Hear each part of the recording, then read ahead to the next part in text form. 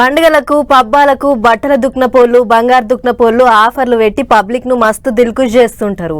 గిరాకీ పెంచుకునే ఇగ్రం చేస్తుంటారు. వచ్చే క్రిస్మస్ సంక్రాంతి పండుగలకు కూడా ఇప్పటి సందే ఆఫర్లు షురువైనాయి. అయితే అచ్చం గిట్లనే ఈ నడుమ సర్కారోళ్ళు కూడా పండుగకు పబ్లిక్ కు శుభవార్తలు చెప్తుర్రు. పండుగ వస్తున్నదంటే చాలు తీపి ముచ్చట్లు చెప్తుర్రు మన లీడర్ సభలు.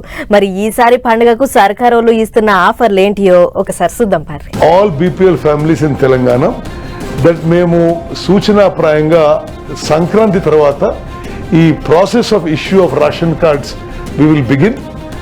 అదేవిధంగా ఇప్పుడు మీ అందరికీ తెలుసు వాస్తవంగా ఏదైతే ఇప్పుడు రేషన్ ఏదైతే మన ప్రభుత్వం ఇస్తుందో 6 కిలోల బియ్యం టు ఎవ్రీ ఇండివిజువల్, మేము ఆ 6 కిలోల బియ్యం కూడా మరి సన్న బియ్యం ఇవ్వడానికి కూడా ఇన్ ప్రిన్సిపల్ డెసిషన్ తీసుకోవాలని చెప్పి తెలియజేస్తాం. కాదా అన్నట్టు కొత్త కూపిన కారట్లు ఎప్పుడు ఇస్తారని అడిగితే సంక్రాంతి పండుగ ఒడిసిన వెంటనే పని చాలు చేస్తాం, ఒక్కొక్కళ్ళకు 6 కిలోల సన్న బియ్యం ఇచ్చేటందుకు చూస్తాను అన్నట్టు చెప్పుకొచ్చిండు మంత్రి సారు. ఇప్పటికే సంక్రాంతి పండుగకు ముందే అంటే డిసెంబర్ 28 నుంచి భూమి లేని పేదోళ్లకు పైసలు ఇచ్చే కార్యం సురువు చేస్తున్నారు. సంక్రాంతి పండుగ నాటికే రైతు బంధు పైసలు ఇస్తామని చెప్పిండ్రు. గిట్లా సర్కారోళ్ళు పండుగ పూట పబ్లిక్ ను ఖుషీ చేస్తేందుకు గట్టిగానే తిప్పల పడతాండ్రు అన్నట్టు. ఇప్పుడున్న రేషన్ కార్డుల జాగల కొత్తగా డిజిటల్ రేషన్ కార్డులు ఇస్తారట. ఈ కాడి నుంచి మొత్తం మారుతారట.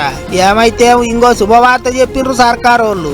ఇగిట్లుంటే అసెంబ్లీ మీటింగులు జోరుగా నడిచినాయి. సర్కారోళ్లకు ఎగస్ పార్టీ వాళ్లకు అప్పుల మీద లగచర్ల లడాయి మీద సర్పంచులకు ఇయ్యాల్సిన బిల్లుల మీద జోరుగా నడిచింది కొట్లాట.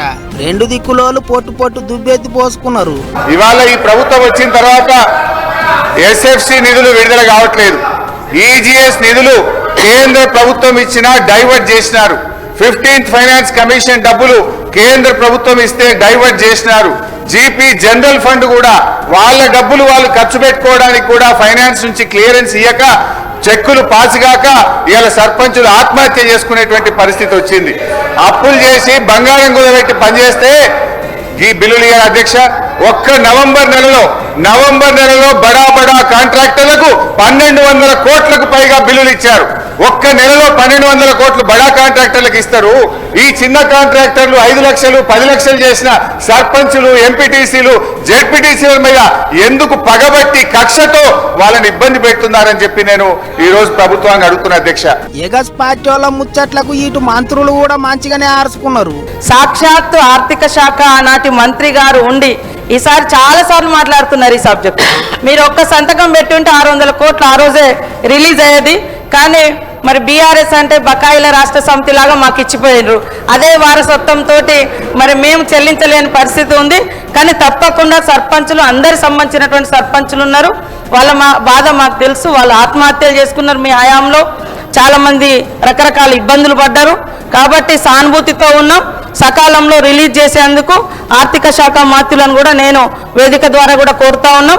అటు లగచర్ల రైతుల అరెస్టు మీద చర్చ చేయాలి అని పట్టుబట్టి సర్కారోళ్ళు మాటినకపోయేటాలకు బయటికి పోయినరు. కారు పార్టీ వాళ్ళు బయటకు వచ్చినాక దుబ్బెత్తి పోసిండ్రు. ఇవాళ లగచర్లలో జరిగిన దాని మీద చర్చ పెడదాం రండి. ఈ అర్ధరాత్రి అరాచకాలు ఏంది? ఎందుకు ఆ గిరిజన ఆడబిడ్డలను దౌర్జన్యం చేసి భయపెట్టే ప్రయత్నం చేస్తున్నావు? మగవాళ్ళని జైలుకు పంపినావు, ఆడబిడ్డలనేమో ఇంటింటికి పోయి హింసిస్తున్నావు, బెదిరిస్తున్నావు అని అడిగితే సమాధానం చెప్పే సత్తాలేని సన్నాసి ప్రభుత్వం ఇవాళ అసెంబ్లీని వాయిదా వేసుకొని పారిపోయే ప్రయత్నం చేసింది. మేము మీ ద్వారా గౌరవ మీడియా మిత్రుల ద్వారా కూడా రాష్ట్ర ప్రజానికానికి ముఖ్యంగా కొడంగల్ ప్రజలకి మేము ఒకటే చెప్పదలుచుకున్నాం.